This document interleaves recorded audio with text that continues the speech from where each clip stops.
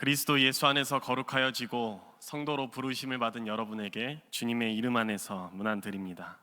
성령께서 우리로 하나님의 사랑을 경험하게 하시고 또 그 사랑에 연합하게 하시기를 간절히 소망합니다. 신제품을 소개하는 유튜버들의 컨텐츠를 보고 있자면 자주 접하게 되는 단어가 하나 있습니다. 바로 게임 체인저입니다. 들어보셨나요? 이번에 나올 신제품이 판을 흔들어 시장의 흐름을 뒤집어 놓을 만한 제품이라면, 그래서 불가능하리라 생각했던 시장의 판도를 역전시킬 만한 제품이라면 유튜버들은 그 제품을 가감없이 게임 체인저다, 기대할 만하다, 그리고 버텨라, 이렇게 표현합니다. 이 단어는 제품뿐만 아니라 사건이나 서비스, 심지어 사람에게까지 사용되곤 합니다. 눈앞에 보이는 판을 뒤집을 수 있는 능력이 우리에게 있다면, 아니 그런 역할에 기여라고 할 수 있다면 우리의 인생이 참 짜릿하고 즐겁지 않을까 생각해 봅니다. 왜냐하면 역전이라는 것 자체가 가지고 있는 재미도 있기는 하지만 우리는 보통 인생 가운데 성공보다는 실패를 좀 더 많이 자주 겪기 때문입니다. 그래서 그 실패를 성공으로 바꿔낼 수만 있다면, 그러한 능력이 우리에게 있다면 여러분 어떻겠습니까? 인생이 좀 한층 더 재밌지 않겠습니까? 그렇다면 우리는 어떻게 실패 가운데 성공을 가지고 올 수 있을까요? 이런 질문을 저에게 던져보고 있자니 실패는 성공의 어머니라는 말이 떠올랐습니다. 실패는 성공으로 가는 과정이며 실패를 발판 삼아 끊임없이 도전하면 결국에 우리는 성공에 닿게 된다라는 의미로, 아주 긍정적인 의미로 통용되는 말입니다. 그래서 주로 실패한 사람들을 위로하고 그들에게 힘을 주기 위해서 이 말을 사용하곤 합니다. 참 좋은 말인데, 그런데 인생을 살다 보면 실패가 정말 성공을 낳는지 의문을 갖게 됩니다. 실패도 실패 나름이라는 생각도 듭니다. 처음 한두 번 실패했을 때는 성공이 희미하게 보이기도 합니다만 그 실패가 내가 예상했던 것보다 더 많이 일어나고 그 실패가 거듭된다면 실패를 딛고 일어나기보다 실패로 인해 주저앉게 되는 경우가 더 많은 것 같습니다. 빠른 포기가 오히려 다른 성공을 잉태하지 않을까 생각하면서 우리는 과연 실패를 계속 경험해야 하는가에 질문을 던지게 된다라는 말입니다. 과연 실패가 성공을 가져오는 게임 체인저가 될 수 있을까요? 슬픔의 마에스트로라고 불리는 소설가 권여선, 그의 단편집 중에 아직 멀었다는 말이라는 책이 있습니다. 이 책에 수록된 단편 소설 중에 손톱에는 무조건적인 사랑을 받고 자라도 부족할 나이에 빚 갚는 기계로 살아가는 21살 소희가 등장합니다. 우리 교회는 20살 소희죠? 네, 다른 인물입니다. 소희는 3살 때 아빠를 잃었습니다. 갯벌에 낙지를 잡으러 갔던 아빠를 바다가 삼켜버렸기 때문입니다. 그렇게 소희의 아빠는 소희에게 돌아오지 못했습니다. 소희가 아주 어릴 때 일어난 일이기에 소희에게 아빠에 대한 기억은 그리 자세하지는 않습니다. 그런데 엄마의 경우는 좀 다릅니다. 소희의 엄마는 초등학교 6학년 때 소희의 언니인 보니가 21살 때 사라졌습니다.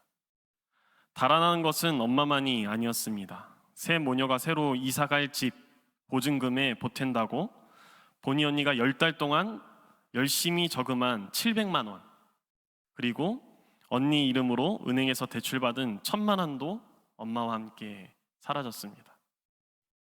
엄마도 어떤 바다가 삼킨 것일까? 그렇게 엄마는 소희에게 돌아오지 않았습니다. 엄마가 그렇게 소희를 떠났지만 소희에게는 숨이 붙어 있었습니다. 왜냐하면 아직 언니가 있었기 때문입니다. 소희는 보니 언니와 함께 돈을 열심히 모았습니다. 엄마랑 이루지 못했던 새로운 보금자리의 꿈을 이루기 위해서 부단히 애썼습니다. 소희가 저금한 돈이 1,500만 원, 그리고 소희 이름으로 대출받은 돈이 1,000만 원 정도 됐을 때 언니는 소희에게 쉬는 날 함께 방을 보러 가자고 말했습니다. 그렇게 말한 언니는 엄마처럼 소희에게서 사라졌습니다. 소희는 엄마가 시키는 대로 살아왔습니다. 소희가 어릴 때 육상을 하고 싶어 했는데 엄마가 하지 말라고 해서 소희는 하지 않았습니다. 소희는 언니가 하라는 대로도 했습니다. 언니가 돈을 차근차근 한 푼 한 푼 아껴 쓰다 보면, 그렇게 하다 보면 어느새 좋은 집으로 갈 수 있을 거라 이야기했기 때문에 짬뽕을 먹고 싶어도 라면을 먹었고, 아침에는 시리얼, 저녁에는 호빵 하나로 끼니를 때웠습니다. 그렇게 살았던 소희에게 지금 남은 것은 갚아야 할 빚 2,500만 원 뿐입니다. 그래도 소희는 엄마와 다르게 언니는 돌아올 것이라고 생각합니다. 엄마는 한 번도 나갔다 돌아온 적이 없는데 언니는 그래도 나갔다가 돌아와 준 적이 한 번 있기 때문입니다. 아빠도 같은 아빠가 아닌데 언니는 엄마와 다르게 어린 소희를 버리지 않고 무려 8년이나 같이 살아주었습니다. 그래서 소희는 언니가 2,500만 원을 다 가지고 가도 된다고, 다 써버려도 된다고, 그리고 어차피 다시 돌아올 거니까 그래도 된다고 애써 믿고 언니를 기다려 봅니다. 그러던 어느 날 같이 일하는 동료가 입에서 내뱉은 엄마라는 단어에 정신이 팔린 소희는 실수로 손톱을 잃고 맙니다. 소희에게 손톱을 치료할 돈도 남아있지 않은데 손톱은 어디론가 사라져 버렸습니다. 엉망이 되어버린 21살의 소희, 그의 마음은 어딘가에서 분노가 들끓습니다. 내가 뭘 어쨌다고? 내가 도대체 뭘? 아빠도 엄마도 언니도 그리고 손톱마저도 잃어버린 소희에게 남은 희망이 과연 있을까요? 룻기의 주인공은 책의 이름과 같이 룻이 아닙니다. 우리가 직접적으로 이 룻기를 읽다 보면 주인공이 룻보다는 다른 사람에게 있다라는 것을 눈치챌 수 있습니다. 그는 나오미입니다. 오늘 우리가 읽은 본문만 해도 성경의 관심은 온통 나오미에게 쏠려 있습니다. 그리고 룻기의 마지막 장면에 가서도 나오미가 등장합니다. 그래서 조금 과장해서 말하면 이 책의 이름을 룻기가 아니라 나오미기라고 불러도 어울리지 않을까 생각해 봅니다. 오늘 우리가 읽은 본문은 본격적인 어떤 이야기를 하기에 앞서서 꾸며놓은 이야기의 무대, 이야기의 배경 혹은 이야기의 설정이라고 할 수 있습니다. 먼저 1절에서 5절에 보면 나오미의 가족과 그 가족의 상황이 묘사되어 있습니다. 때는 이스라엘의 왕이 없던 시기, 곧 사사들이 다스리던 시기입니다. 장소는 조금 변동이 있습니다. 출발을 유대 베들레헴에서 하는데 그곳은 나오미의 가족, 곧 남편 엘리멜렉과 두 아들 말론과 기럐의 고향입니다. 그런데 그곳에 흉년이 들자 나오미의 가족은 모압 지방으로 떠나 그 모압 지방에서 살게 됩니다. 살기 위해 찾아온 모압 땅에서 나오미는 자신의 남편 엘리멜렉을 잃습니다. 하지만 나오미에게는 아직 두 아들이 있으니 그 두 아들이라도 살리기 위해 모압 여인 둘을 아내로 맞이하게 합니다. 두 여인의 이름은 오르바와 룻입니다.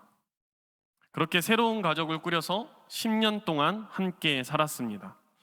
10년이면 그들에게 새로운 생명이 찾아오기에도 충분한 시간인 것 같은데 그들에게 자녀가 생기지는 않았습니다. 나오미는 새로운 생명을 맞이하게 되기보다 곧 다른 것을 맞이하게 되는데 또 다른 죽음입니다. 눈에 아파도 아프지 않을 두 아들이 자신의 눈앞에서 죽고 만 것입니다. 그래서 성경은 5절에서 이렇게 말합니다.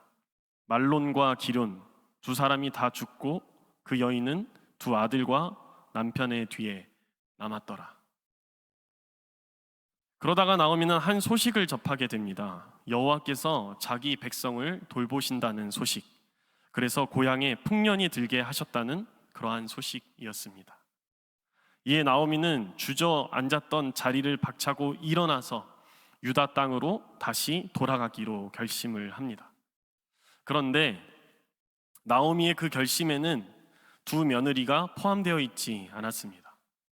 나오미가 고향 땅에서 흉년을 맞이한 이후로 지금까지 얻게 된 것은 사실 이 두 며느리밖에는 없습니다. 그 외에는 모두 잃어버렸습니다. 그래서 나오미는 자신에게 발생한 이 모든 죽음이 여호와께서 그분의 손으로 나오미 자신을 치셨기 때문이라고 생각을 하고, 나오미는 자신에게 남은 희망이 없다는 것을 발견했을 때 이 자신에게 들이닥친 괴로움, 이 괴로움이 앞날이 창창한 두 며느리에게까지 닿아서는 안 된다는 생각에 두 며느리에게 이렇게 말합니다. 너희는 제각기 친정으로 돌아가거라. 너희가 죽은 너희의 남편들과 나를 한결같이 사랑하여 주었으니 주님께서도 너희에게 그렇게 해주시기를 빈다. 너희가 각각 새 남편을 만나 행복한 가정을 이루도록 주님께서 돌보아 주시기를 바란다. 자, 여러분은 어떻게 생각하십니까? 여러분은 이러한 나오미를 어떻게 생각하시나요? 꽤 많은 사람들이 이야기의 시작점에서 나오미가 여러 실패를 경험할 수밖에 없었던 이유를 찾으려 합니다. 그 이유를 나오미의 행동에서 찾으려고 합니다. 예를 들면 유대 베들레헴에 흉년이 들었을 때 모압 지방으로 이동했던 것, 혹은 이방인의 며느리를 맞이한 것 등이 율법에서, 하나님께서 주신 율법에 어긋난다고 생각해서 나오미를 너무나도 쉽게 정죄합니다. 그런데 여러분, 나오미를 향한 룻의 고백을 우리가 한번 살펴볼 필요가 있습니다. 나오미의 삶과 신앙이 퍽 이상하고 또 매력적이지 않은데 어떻게 이방인 룻이 이렇게 고백할 수 있겠습니까? 16절입니다. 나더러 어머님 곁을 떠나라거나 어머님을 뒤따르지 말고 돌아가라고는 강요하지 마십시오. 어머님이 가시는 곳에 나도 가고 어머님이 머무르시는 곳에 나도 머무르겠습니다. 어머님의 결례가 내 결례이고 어머님의 하나님이 내 하나님입니다. 나오미가 잘못 살았는데 룻이 어떻게 어머니의 하나님이 내 하나님이 되기를 원한다 라고 이야기할 수 있겠습니까? 그러니 시작부터 나오미를 정죄하는 이러한 접근이나 해석은 룻기를 읽어나가는 데 있어서 첫 단추를 잘못 채우는 것과 같습니다. 게다가 룻기는 오늘 우리와 다르게 누군가의 잘못을 찾아내는데 큰 관심과 흥미가 없는 것 같습니다. 오늘 우리가 읽은 이 본문을 통해 나오미를 파악해 본다면 나오미는 참 현실적이고 자기 성찰적이고 합리적이며 그리고 이타적입니다. 나오미가 고향을 떠났다가 돌아오는 것은 현실적인 것이고 또 여호와께서 자신을 치셨기 때문에 자신에게 더 이상의 소망이 없음을 발견하는 것은 자기 성찰적입니다. 두 며느리를 친정으로 돌려보내려는 권유는 합리적이며 또 이타적입니다. 그러니까 우리가 나오미에게 발견해야 할 것은 나오미가 어떤 잘못을 저질렀냐, 그것이 아니라 그의 곤고함이며 그에게 남은 것이 없으며 그에게 누군가의 도움이 필요하다라는 말입니다.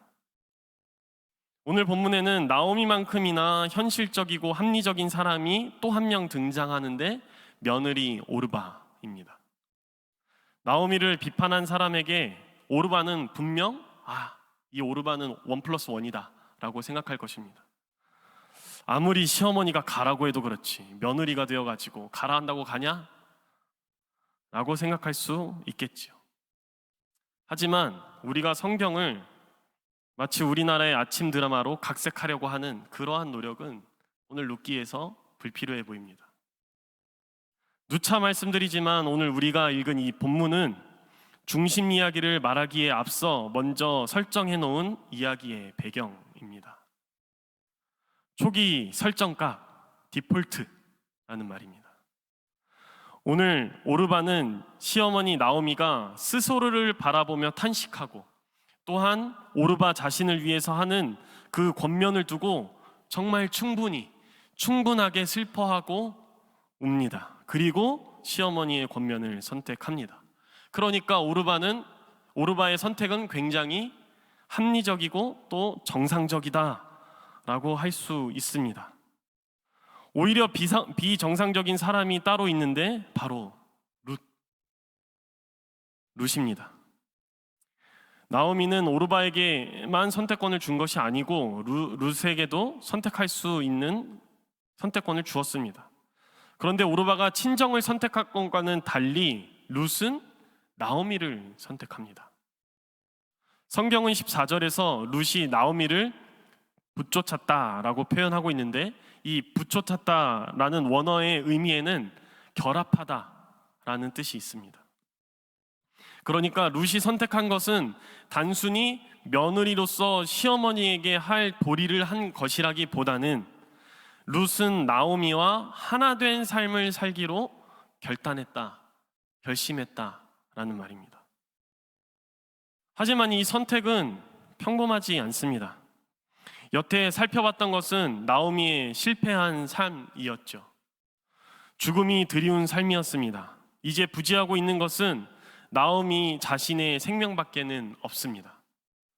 누가 보더라도 나오미에게는 소망이 없는데 그의 기업은 이제 끝이라고 말하는데, 그런데 룻은 시어머니와 하나가 되는 결정을 합니다. 이 선택은 마치 괴로움, 슬픔, 절망, 죽음과 연합하려는 결정과 같습니다. 그러니 당연히 상식적이지 않은 것이고 비현실입니다. 아무도 룻에게 죽음을 택하라고, 너는 죽음으로 가야 된다고 강요하지 않았습니다. 그렇다고 룻이 오늘날 현대사회의 방식처럼 나오미에게 내가 너를 죽음까지 따라갈 테니까, 도움을 줄 테니까 그에 합당한 보응을 나에게 달라라는 거래를 시도하는 것도 아닙니다. 그저 룻은 스스로, 그러나 조건 없이 나오미와 하나 되기를 선택합니다. 어떻습니까, 여러분? 룻의 이러한 행동 어떻게 생각하십니까? 가히 파격적이지 않습니까? 여러분, 주의를 집중해서 보십시오. 이 자발적이며 무조건적이며 파격적인 룻의 행동 속에 우리를 위하여서 십자가에 달려 돌아가시고 또한 죽음에서 부활하신 그 예수 그리스도를 통해 확증하셨던 하나님의 무한한 사랑이 보이지 않습니까? 그 사랑은 반전을 불러일으킵니다. 하나님의 사랑은 슬픔을 기쁨으로, 절망을 소망으로, 죽음을 생명으로 변화시킵니다. 예수님의 수제자라고 불리던 베드로는 예수님의 예고대로 닭이 울기 전에 예수님을 3번이나 모른다고 했습니다. 예수님의 제자로서 꽝입니다. 이제 어디 가서 예수님의 제자라고도 말할 수 없습니다. 그런데 그러고 보니 이제 그럴 필요도 없어진 것 같습니다. 왜냐하면 예수님이 십자가에서 생명을 잃었기 때문입니다. 예수님의 제자로서 실패한 베드로는 예수님을 만나기 전의 삶으로 돌아가기로 결정합니다. 그런데 오랜만에 물고기를 잡으려고 해서 그런지 물고기가 쉽게 잡히지 않았습니다. 날이 새도록 결과는 같았습니다. 이제 어부일도 할 게 못 된다고 생각하여서 포기하려고 할 때쯤에 갑자기 어떤 이가 부둣가로 다가와서 고기가 있냐고 묻습니다. 없다고 대답하니 그가 그물을 배 오른쪽에 던지라고 합니다. 그는 어부일까요? 그의 지시가 너무도 막힘없어 베드로는 그가 하라는 대로 합니다. 그랬더니 물고기가 너무 많이 잡혀서 그물을 들 수 없을 정도였습니다. 그제서야 예수님을 알아본 요한이 베드로에게 주님이시라고 알려줍니다. 자신을 보호해 주기는커녕 자신을 3번이나 버렸던 베드로에게 예수님은 식사 자리로 베드로를 초대합니다. 아침 먹은 후에 예수님이 베드로에게 말을 겁니다. 베드로는 굉장히 불편하고 민망했겠죠. 자신이 버린 예수님인데 자신에게 다가와 말을 거니까요. 예수님이 말합니다. 베드로, 우리 친구지? 베드로, 우리 친구 맞지? 베드로, 우리 친구지? 예수님의 3번의 질문에 마음이 혼란스러웠지만 맞다고, 내가 예수님을 사랑하는 거 다 아시지 않냐고 베드로는 대답합니다. 그러자 예수님께서 말씀하시기를 내 양을 맡아줘 라고 부탁하십니다. 베드로는 예수님을 3번 버렸지만 예수님은 그것을 망각하기라도 하신 듯이 3번이나 베드로에게 자신을 사랑하는지, 자신의 친구가 맞는지, 그렇다면 자신을 사랑하는 그 사랑함으로 예수님의 양들을 맡아달라고 부탁하시며 다시 베드로에게 예수님의 제자로 살아갈 수 있는 그 자리를 허락하십니다. 소위는 쉬는 날이면 찾는 장소가 하나 있습니다. 3층짜리 휴대전화 매장인데요. 이곳은 굉장히 넓고 또 따뜻하고 차와 커피를 공짜로 먹을 수 있기 때문에, 그리고 작은 대바구니에 사탕이 가득하기 때문에 자신에게 선물과 같은 장소입니다. 그래서 쉬는 날 자주 찾아가곤 하는데 또 한 가지 재미가 있습니다. 대기표를 뽑고 기다리노라면 자신의 번호가 불릴 때 마치 복권에라도 당첨된 것처럼, 어떤 것에 당첨이라도 된 것처럼 작은 기쁨까지 맛볼 수 있기 때문입니다. 그렇게 소희가 여느 때처럼 휴대폰 매장 소파에 앉아 있는데 거기서 처음 본 할머니 한 분을 만납니다. 소희를 본 할머니는 갑자기 주머니를 뒤적거리더니 껌을 하나 꺼내서 소희 코앞에다 내밉니다. 소희가 고개를 흔들자 할머니는 저기 많아 라며 껌을 계속해서 건네십니다. 어쩔 수 없이 소희는 감사합니다 고 답한 뒤에 공손히 껌을 받아 껍질을 벗겨 막 입에 넣으려고 하는데 할머니가 다시 소희에게 말을 겁니다. 그 손톱은 왜 그래? 다쳤어요. 조심해야지. 네. 소희가 여태까지 살아왔던 삶은 자신에게 안 된다, 힘이 없다, 생각이 없다 이런 말 대신에 이런 말만 들어왔는데 처음 본 할머니로부터 조심해야지 라고 건네주는 이 말을 처음 들어봅니다. 소희는 자신에게 할머니가 없지만 마치 할머니와 소파에 마주 앉아 있노라니까 꼭 없는 할머니와 같이 기차를 타고 여행을 가는 것 같은 기분을 느꼈습니다. 그래서 소희는 기차가 얼마나 왔는지 확인하듯이 창밖을 내다보는데 할머니가 입을 크게 벌리며 창밖을 보지 않고 자신을 보게끔 만듭니다. 그러고 보니 소희는 그 할머니의 하품이 도착하려면 아직 멀었다 소희야 하는 말로 들립니다. 소희의 삶을 짓누르는 인생 속에서 소희는 이제 더 이상 안 되겠다고 생각하고 있었는데, 그렇게 하고 있었던 소희였는데 할머니로부터 받은 그 아직 멀었다는 말에서 아직 살아갈 세상은 길고 많으니까 포기하지 말라고 이야기하는 것 같아 소희는 슬픈 인생 가운데서 작게나마 슬픔 가운데도 좋은 게 있구나 라는 것을 경험합니다. 여러분, 하나님은 예수 그리스도를 통한 사랑으로 말미암아 우리의 허다한 죄를 덮으셨습니다. 하나님의 그 다음 없는 사랑이 우리를 살게 하셨습니다. 하나님의 그 무한하신 사랑이 인간은 끝났다, 우리는 끝났다라고 하는 그 지점에서 다시 시작하실 수 있도록, 다시 시작할 수 있게 하셨습니다. 그래서 저는 예수 그리스도의 이 십자가와 부활 사건을 경험한 우리 정릉교회 청년 공동체가 실패와 죽음 앞에 주저앉아 있는 우리의 이웃들에게 하나님의 이 조건 없는 사랑을 흘려보내며 이 조건 없는 사랑으로 그들을 다시 살 수 있게 하는 그 하나님 나라를 이뤄가는 사역에 앞장섰으면 좋겠습니다. 룻이 나오미의 삶을 불쌍히 여기고 또한 그와 하나가 되려고 했을 때 나오미는 비로소 다시 시작할 수 있는 것을 경험하게 됩니다. 나오미가 모압 지방에서 그의 며느리 모압 여인 룻과 함께 돌아왔는데 그들이 보리 추수 시작할 때에 베들레헴에 이르렀더라. 우리의 삶이 다른 사람의 삶을 살게 하며 예수 그리스도께서 우리에게 다시 오시는 그때까지 우리가 하나님께 배운, 하나님께 받은 그 무한한 사랑으로 하나님 나라의 공동체를 이뤄가기를 주님의 이름으로 간절히 소망합니다. 모든 지각에 뛰어난 하나님의 평강이 그리스도 예수 안에서 우리의 마음과 생각을 지켜주실 것입니다. 아멘.